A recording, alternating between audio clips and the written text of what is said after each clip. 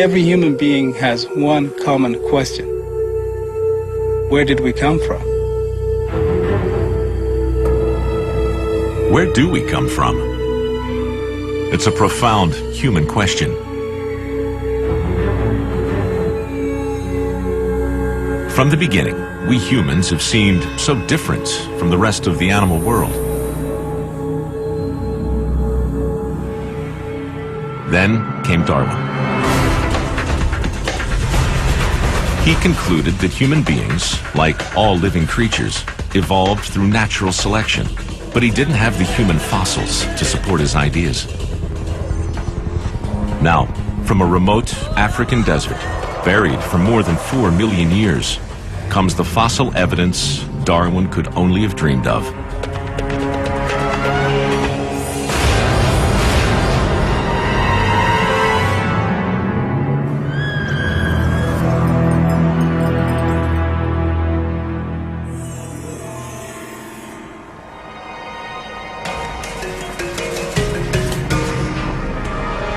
An international team of scientists has made a major discovery in Ethiopia.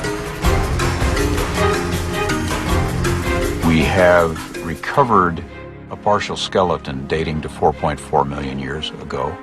We have something that takes us back 4.4 million, closer to a common ancestor that we shared with the African apes.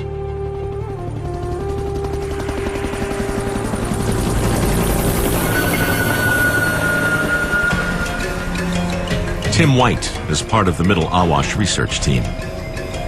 We're here in the Middle Awash study area of Ethiopia, and we're looking at a series of basaltic ashes, volcanic explosions that covered this landscape 4.4 million years ago. In the sediments underneath those volcanic horizons, we have fossil bones of our own ancestors. This is an absolutely unique geological extension in this area, letting us look deeply into the past, into our own family history, as well as into the evolutionary history of all the rest of the African mammals.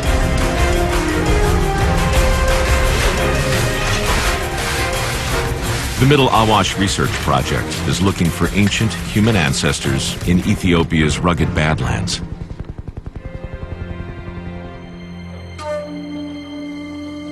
Ethiopia lies in the Horn of Africa.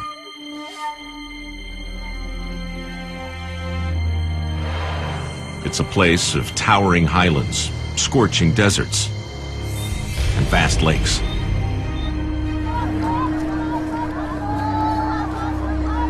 This land is a crossroads of early cultures and religions. But there are far deeper roots of human existence here, roots that bind all living people together.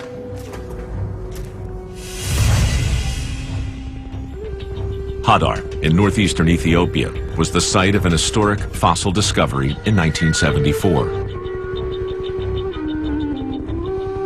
Researchers, led by Maurice Tayeb and Don Johansson, found the partial skeleton of a female human ancestor, 3.2 million years old.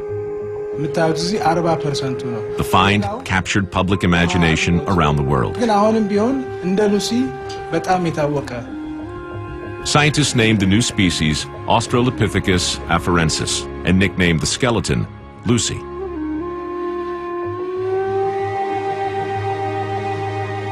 Most experts had predicted that the anatomy of a fossil as old as Lucy would fall about halfway between modern humans and the common ancestor we once shared with living chimpanzees.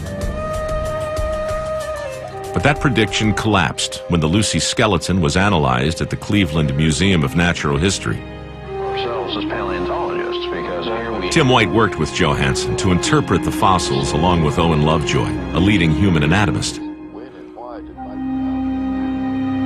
When Lovejoy examined Lucy's pelvis, he realized she did not mark some halfway point between humans and chimpanzees. In fact, her anatomy showed that she walked upright, on 2 legs. That meant Lucy belonged to our own zoological family. She was on our branch of the family tree, a hominid.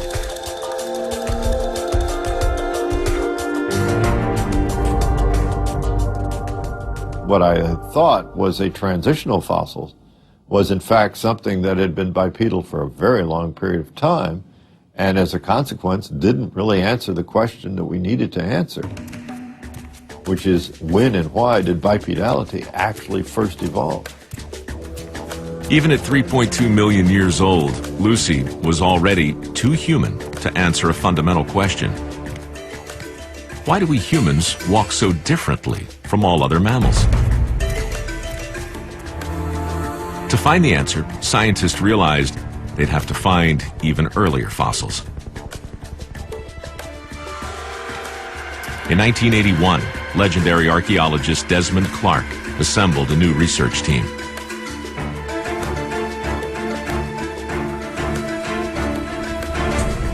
Clark knew that the only way to find an older ancestor of Lucy was to explore much older sediments that lay south of Hadar. So a multinational team formed with funding from the National Science Foundation of the United States. They began to prospect the Middle Awash Valley, named for the river flowing through the region. Here, some sediments were millions of years older than at Hadar.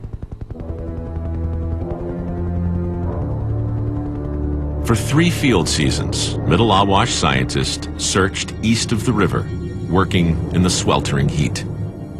And the heat sometimes can get up to, 44 degrees centigrade in the middle of the day, no shade. And, it's easy to die of heat stroke. For months, the team scoured the barren outcrops. They found hundreds of animal fossils, but no signs of ancient hominids.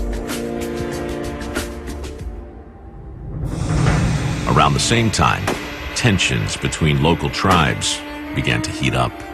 The area was no longer safe, so the team was forced to move their search to the other side of the Awash River. 1992, we started field work on this side, on the west side of the Middle Awash. That is the year basically we changed everything.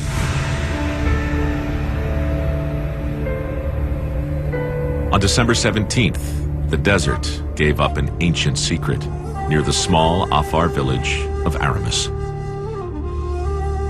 We were out walking those eroding deposits, reddish-brown in color, and Gensua found in amongst a lot of monkey fossils and fossil wood, he found a molar tooth, and it was the molar tooth of a hominid.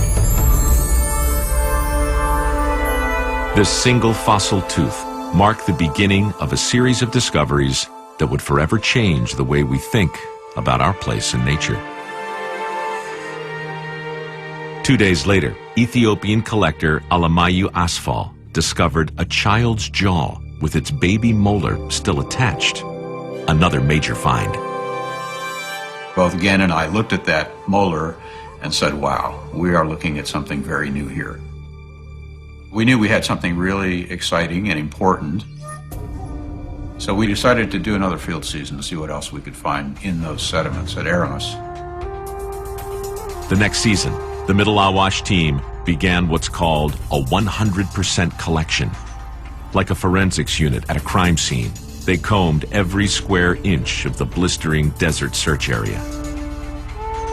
A local Afar tribesman, Gadi Hamed, found something extraordinary, a set of teeth, all from the same individual. But there was more. While we were doing the recovery operation, Alamayu, one of the great fossil collectors of all time, walked over the hill and came back, and he had discovered an arm bone. The Middle Awash team had discovered a new and ancient hominid, one that predated Lucy by more than 1 million years. In the September 1994 issue of the journal Nature, they announced their discovery to the world and named this new creature Ardipithecus ramidus.